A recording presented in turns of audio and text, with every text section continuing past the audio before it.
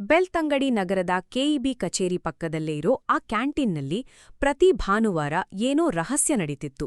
ಹೊರಗಡೆ ಕ್ಯಾಂಟೀನ್ಗೆ ರಜೆ ಅಂತ ಬೋರ್ಡ್ ಹಾಕಿ ಒಳಗಡೆ ಮಾತ್ರ ಬೇರೆಯದೇ ವ್ಯಾಪಾರ ನಡೀತಿದೆ ಅನ್ನೋ ಅನುಮಾನ ಪೊಲೀಸರಿಗೆ ಬಂದಿತ್ತು. ಯಾವಾಗ ಪೊಲೀಸರು ಆ ಕ್ಯಾಂಟೀನ್ ಒಳಗೆ ನುಗ್ಗಿದ್ರೋ ಅಲ್ಲಿ ನಡೀತಿದ್ದ ಅಸಲಿ ದಂಧೆ ನೋಡಿ ಪೊಲೀಸರೇ ಶಾಕ್ ಆಗಿದ್ದಾರೆ. ಕೆಲವು ದಿನಗಳಿಂದ ಕ್ಯಾಂಟೀನ್ ಹೆಸರಲ್ಲಿ ನಡೀತಿದ್ದ ಅಕ್ರಮ ವೇಶ್ಯಾವಾಟಿಕೆ ದಂಧೆಯನ್ನ ಬೆಳ್ತಂಗಡಿ ಪೊಲೀಸರು ಇವತ್ತು ಭೇದಿಸಿದ್ದಾರೆ. ಅಂದಹಾಗೆ ದಾಳಿ ನಡೆದಿದ್ದು ಪಡಂಗಡಿಯ ಸುಂದರ್ ಶೆಟ್ಟಿ ಅನ್ನೋರಿಗೆ ಸೇರಿದ ಪವನ್ ಕ್ಯಾಂಟೀನ್ ಮೇಲೆ.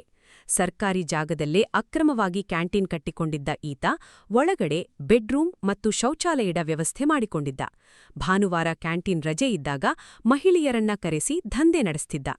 ಖಚಿತ ಮಾಹಿತಿ ಮೇಲೆ ಬೆಳ್ತಂಗಡಿ ಸಬ್ ಇನ್ಸ್ಪೆಕ್ಟರ್ ಸಿಕಂದರ್ ಪಾಷಾ ಮತ್ತು ತಂಡ ಸಂಜೆ 5 ಗಂಟೆಗೆ ರೈಡ್ ಮಾಡಿದೆ. ಈ ವೇಳೆ ಕ್ಯಾಂಟೀನ್ ಮಾಲೀಕ ಸುಂದರ್ ಶೆಟ್ಟಿ ಸೇರಿದಂತೆ 3 ಆರೋಪಿಗಳು ಸಿಕ್ಕಿಬಿದ್ದಿದ್ದಾರೆ.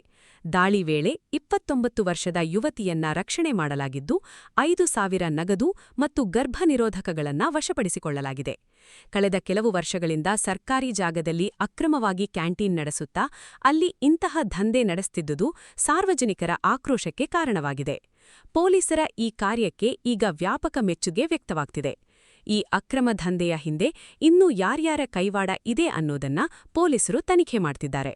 ಕರಾವಳಿಯ ಇಂತಹ ಕ್ರೈಮ್ ಅಪ್ಡೇಟ್ಗಳಿಗಾಗಿ ನಮ್ಮ ಚಾನೆಲ್ ಸಬ್ಸ್ಕ್ರೈಬ್ ಮಾಡಿ.